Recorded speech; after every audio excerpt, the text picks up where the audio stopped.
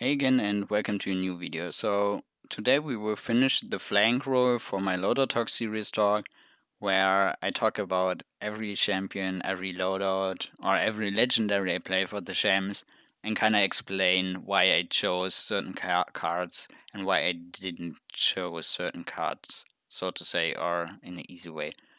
As for the other parts as well, I won't do any cards just for the same reasons. I think I don't have to repeat them, you already know them.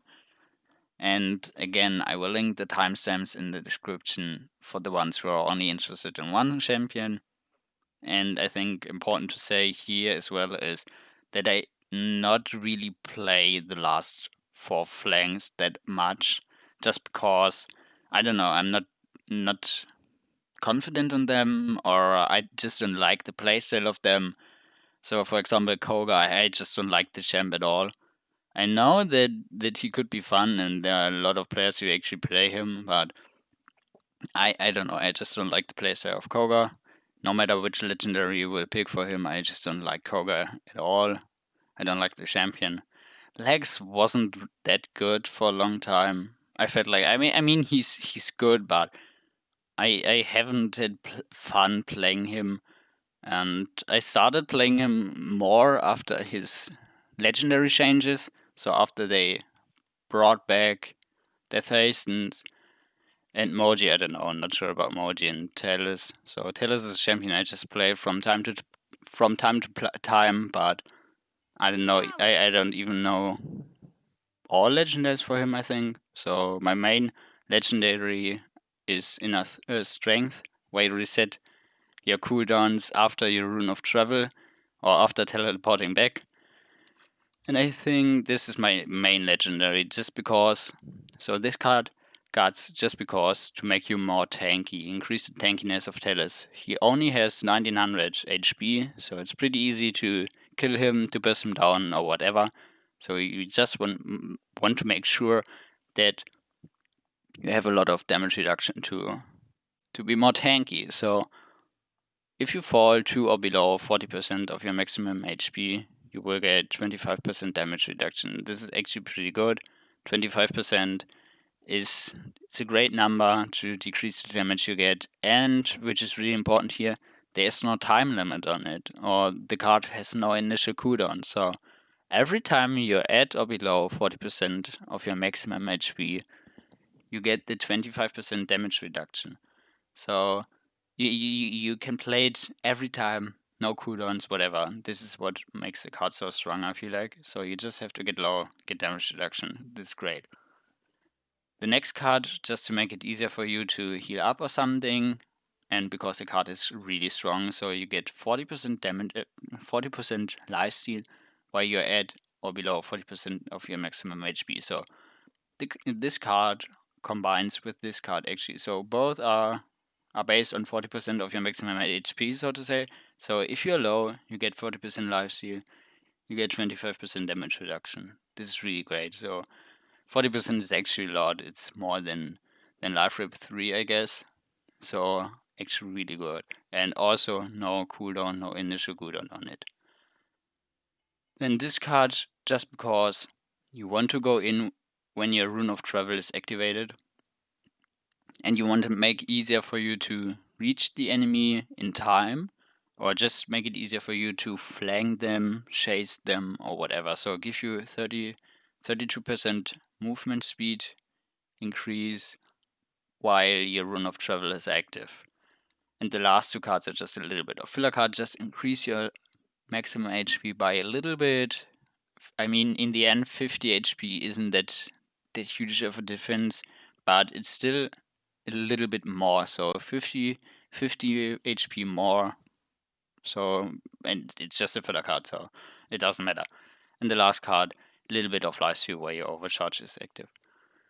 And I think this is the only legendary I really play for Talus, but I have a different one, and I think you also could play it for the one who I actually I actually don't know the name. So the one who this one Forced Bargain, who doesn't activate your Rune of Travel automatically, so you just need to press it or whatever, but it there's no timer on it, so to say, nothing personal. I don't really play it. So I mean, it's strong if you're playing ranked or something to tell your teammates where someone is who's slow or something to chase them.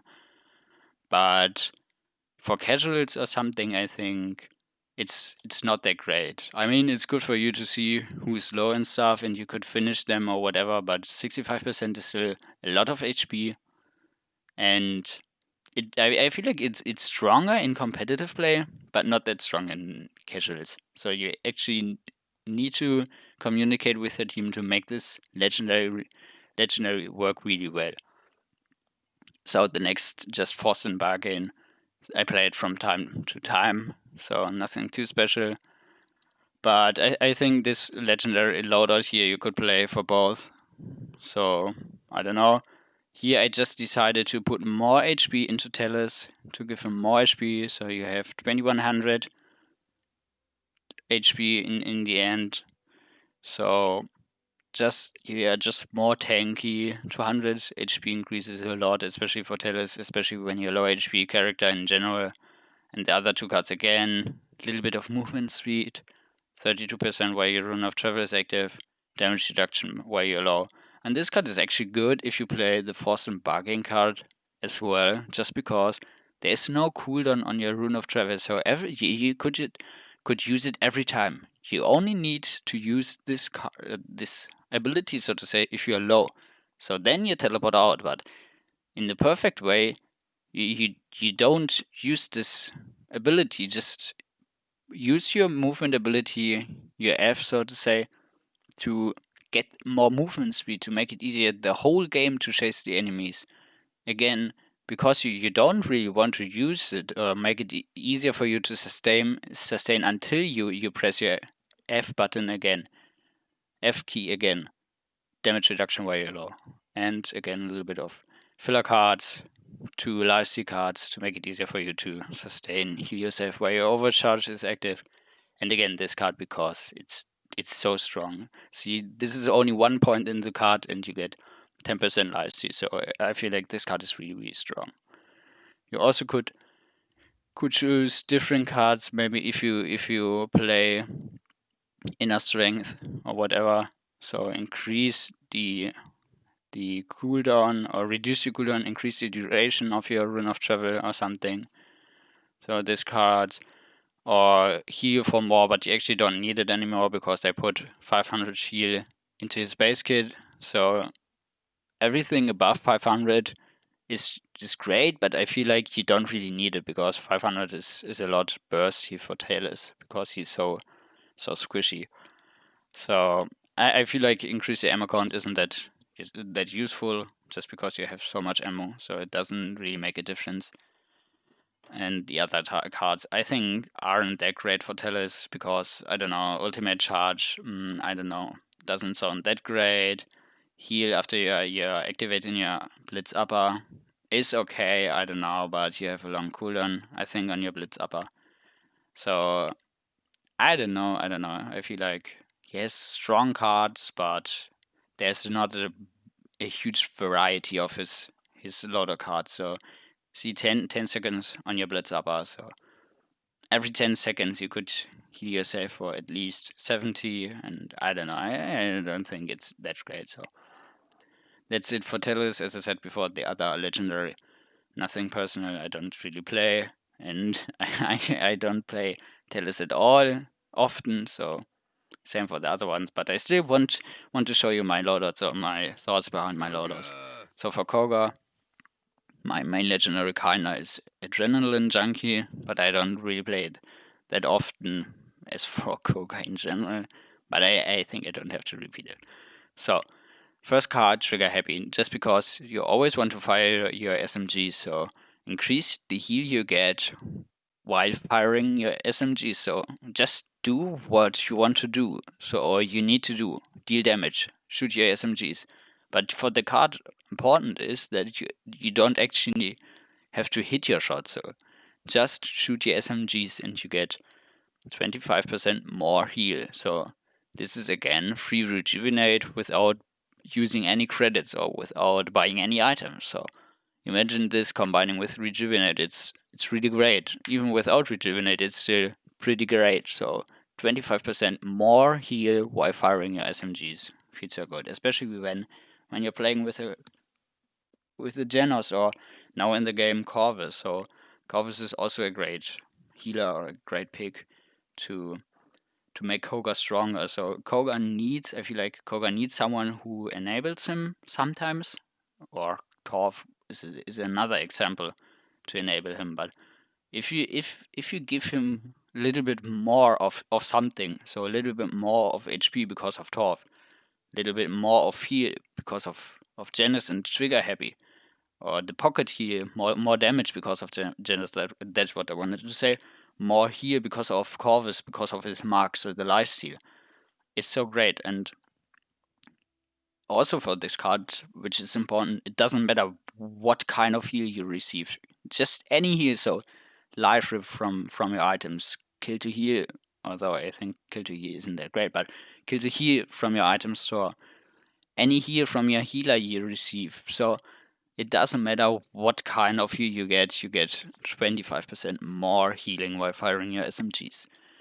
Then, so it actually combines with the other loadout card. So give you a little bit of heal while using your agility. So activate your F to get a little bit of heal and receive more healing while firing your SMGs. And heal for 160 after activating your Shadow Step, just because you can use your energy really often because you're playing adrenaline junkie, because it gives you more energy by hitting your shots. I think is the legendary. So you can use your right click more often to don't get damaged or to heal yourself. And if you time it correctly, so shoot the whole time, or don't stop shooting while you're activating your Shadow Step, so to say, then it also works. Trigger Happy, it also works on this card, on your Shadow Step. So just shoot, and then while pressing your left click, press your right click. Then you also get more healing on Koga. So you just have to time it correctly. And again, give you a little bit more HP, 50 more HP, just to be a little bit more tanky. But in the end, again, it doesn't matter. It's just a filler card. And increase your maximum ammo count. This card actually was really good, but they nerfed it. They needed to nerf it, but I feel like 15 more ammo is still okay. So that's it for Adrenaline Junkie. And if you play, I don't know, Adrenaline Junkie, but want to use your claws more often, I've come up with this loadout. So reduce the rate of energy consumption while in your dragon stances. So usually, if you're in your dragon stance, you reduce consistently your energy you've built up. So if you use this card, the consumption is a little bit lower. So as the card says, so it's possible for you to stay longer in your Dragon Fangs. So if you play Adrenaline Junkie, build up your energy, use your Dragon Fangs to deal damage, and combine with the other Loadouts card I will talk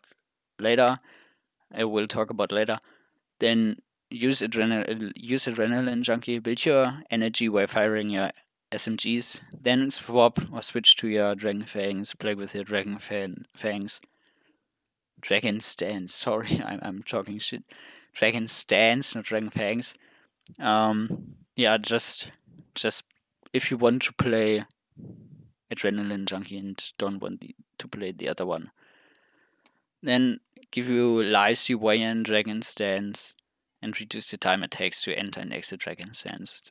So just make it easier for you to enter and exit the Dragon Stance. Don't have to wait the whole duration. Reduce the cooldown between your abilities, so to say. And then lifesteal. So if you hit your shots in Dragon Stance, give you a lot of lifesteal. And the other two cards, a little bit of heal while activating your Shadow Travel, and just a little bit of ammo after. Well, this card is actually not that great. Maybe you should use Trigger Happy so it combines with those cards. And if you want to play, what is it called? Yeah, that's why I said Dragon Fangs, because the legendary is called Dragon Fangs. If you want to play Dragon Fangs, you could play this legendary. Just give you a lot of life steal while you're in Dragon Stand, so just hit your shots. And you also could take this card, so activate your Dragon Stance, activate your right click immediately into an enemy, obviously. Give you a burst here of 640. So in a perfect way, so to say, you always activate and deactivate your Dragon Stance, so to say, because you activate you press your Q, activated your Dragon Stance. Then you immediately press your right click onto an enemy, you dash through him, get 640 here, activate your Dragon Stance again, do the same again. So it's pretty annoying for the enemy because they need, if to hit you, if they want to hit you, they need to turn around the whole time because you're dashing through them the whole time. So it's pretty hard for them to actually hit you. If they have CC, it's easier for them, but just normal shots are hard to hit if you always dash through them. And again, reduced time it takes for you to swap to your dragon stance and increase your jump height just to jump around the whole time while using your agility, so to say, and give you a little bit of feel to sustain yourself easier because you get damaged while entering dragon stance or while being in dragon stance. So just give you a little bit more heal or a little bit of heal while using agility. But you also could maybe no, this wasn't the card. This was the card I wanted to take. So increase your base, maximum HP, and maybe increase. Well, no, trigger heavy isn't that great because you don't want to use it. So maybe the other card. No, this one. Yeah, this card was okay because here you don't want to use your SMG. So yeah, I think this is okay. So a little bit more HP and play around your dragon stand, so to say. Let me see if this makes sense. Well, yeah, I don't know. This is okay. Because you sometimes you want to use the SMG to build up your energy. So this is okay, I think. So now to legs. For legs, I think I only have one loadout. Yeah, okay. So my legendary for legs is Death Hastens, but sometimes I play Discovery because it's also showing. I don't know about heroism. I don't know how to pronounce it, but this one here, I think it's okay. So on paper it sounds good. In theory, it sounds really good. So you're 90%. You have 90% damage reduction while using your command side, and your crowd control immune. So you're CC immune while using your dash. So on paper it sounds good, but it's just good for yourself to be more tanky, so to say. You have no extra damage you get or something. So that's why it's hard. I think it's hard to play this one good or something. But you could use your dash the whole time to be kinda damage immune and CC immune. But then it's hard for you to actually deal damage while dashing around the whole time. And Discovery, well, as I said, I played sometimes. So for the Hastings, because you deal so much damage and you also want to focus your target because you get extra creds if you kill them, give you life steal. And the life steal actually feels great. So maybe if you saw my video I uploaded with the Lex gameplay, you saw how strong it actually was. Then and I actually changed my loader to which I used in the video because I kinda deleted it and I didn't recognize it, so I needed to do a new one. But I think it's a different one. So movement speed after your dash because 50% is a lot and it feels so great to have more movement speed on legs. Then if you activate your combat slide, so your dash, you get 6 ammo, so you get your whole ammo count back if you dash. So you can reset your whole ammo count without needing to reload. And this is kinda same, so if you use your right click, your auto aim, you get at least 3 ammo back. So if you're running out of ammo, you just use your dash and something. Then you could activate and immediately deactivate your auto aim to just get a little bit of ammo back. So 3 ammo is still a lot. You can do a lot with 3 ammo on legs. Because if you had headshots up close, you deal 1000 damage, I think. So this is actually a lot. So imagine you're hitting 3 headshots. With these 3 ammo, you have 3000 damaged. So this is actually a lot. And the last card, just give yourself a little bit of heal after killing your target. So because, as I said before, you always want to try to heal your target or to kill your target because of the extra credits. And just let me make a loadout just now for discovery. For discovery, you also want to use the lifesteal card. You also want to use the heal card, but you don't need the ammo cards. You also could, let me see, I want the movement card after your dash because it's so strong. And you also could use a little bit of range increase, but I feel like you want to put here 5 points. Well, okay, 75 is actually large. You don't need that. So maybe, yeah, 3, 5, 1, and a little bit of filler card. So maybe increase your maximum HP by a little bit. So maybe this is a discovery build because you deal more damage to your target. So that's why a lot of lifesteal is still good on this card on your target, so to say, on this legendary, because you deal more damage to them if you kill your target. Because here you obviously want to focus it because you deal more damage to your target. So I think I don't have to explain why you want to focus your target. Also, a lot of movement speed after using your dash because it feels great to have more movement speed, especially when the cards are so strong. So 50% more movement speed is so great.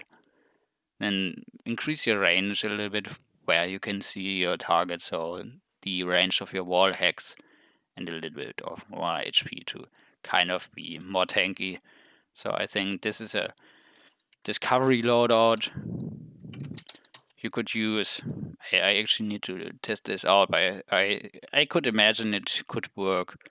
And if you don't want to use it, could use this, but I think then the ammo cards are a little bit wasted because here 6 ammo doesn't do a huge difference, and 3 also doesn't do it, or 3 doesn't do a huge difference either. So that's it for legs. And the last flank and last champion. Sorry for the voice crack. The last champion for this video is Moji, and for Moji I actually only play Toot because snack attack. I think it doesn't even work properly because sometimes I get healed by my Moji if I play with a Moji, and I don't even pick up her little I don't know what's this, her little health pack.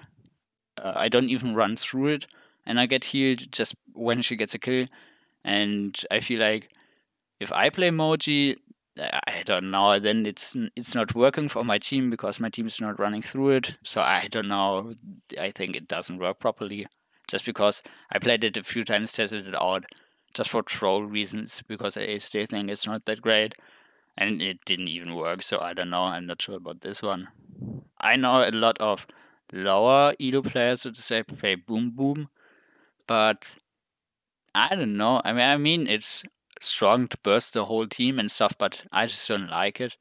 I like two just because you give your team a little bit more of heal. You make it easier for your healer to sustain your whole team because you support your team, your healer, make it easier to sustain. Because in a perfect way, so to say, you're the flank, so you want to play with your off tank if you play with 2 tanks. So probably, I don't know, a Khan, because Khan is off tank, plays with you and you play together. So you use your scamper to heal yourself if you use loader cards. And oh no, you don't even need a loader card. So you heal yourself and your allies within 25 units for 600 over 30 seconds. So I feel like it's great to sustain yourself and your off tank or someone else you're using your scamper on. And they actually changed the loadout, so I think it's better how it is now. So before you just left a little, I don't know what it was. So you just used your scamper and there was to heal. So if they run out of it, they wouldn't get healed anymore. So a little cloud or something you left. So that's why I just play one legendary really, and this is my loadout.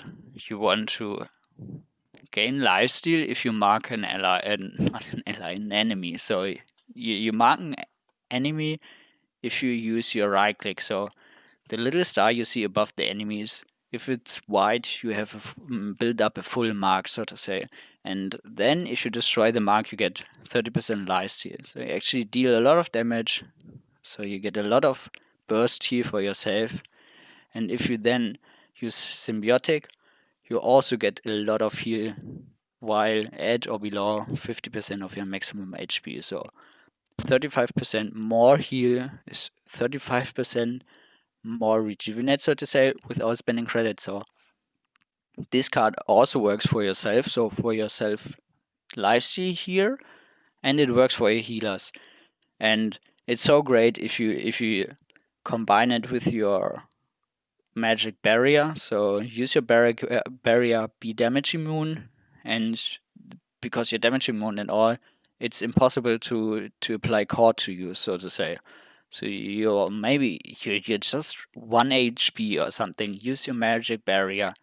Then your healer who has a lot of burst heal. So maybe Cherish Fury or Grove or something. They heal you and they heal you for 35% more. You're almost full HP again. This just feels so great and is so insane on Moji. And the fact that it works on yourself is so strong. And to make you even more tankier and make it more annoying to kill you, increase your maximum HP. And the last two cards, a little bit of filler cards, decrease the cooldown of your decrease the cooldowns of all your abilities after getting an limb. So your barrier, your scamper, so your barrier to be more damage immune, scamper to be more mobile and give yourself more heal because you're playing Toot and heal your team more, so to say. And a little bit more of heal after or while using scamper actually. So while using scamper, get heal for 100 and after it for 600 over 3 seconds. So see, for Moji, you really want to play about around the heals because it's so strong. It combines all with this card. This card is so great. It feels so great. It was even strong in the past, but they nerfed it. They needed to nerf it. But Moji is it's I don't know. It's hard to play her on every map. You want to play her on closer maps. So I feel like Jaguar Falls is one, when not the best map for Moji because it's everything is so closed and stuff. So it's so easy for you to build up your marks and just detonate your marks. And it's hard to play on open maps or sniper maps or something, but that's obvious, I think. And yeah, I don't know. I feel like her her pick is kind of situational. You just don't want to play her on every map, and yeah, I don't know. So I feel like this is the best loadout, the best legendary, not the best loadout, the best legendary for her. But I've seen a lot of players who use this loadout or a similar loadout because those two cards are just so strong. You don't want to leave them out. And I think we're almost at 30 minutes again. We're done with the flank class or the flank role.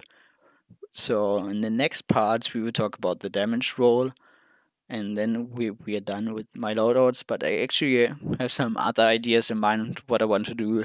I'm planning on doing a one tip for every champion video. So stay focused or stay tuned for for what's coming. And just thank you for watching. I hope you had a great day and still have a great day. And always remember, don't forget, you guys are awesome.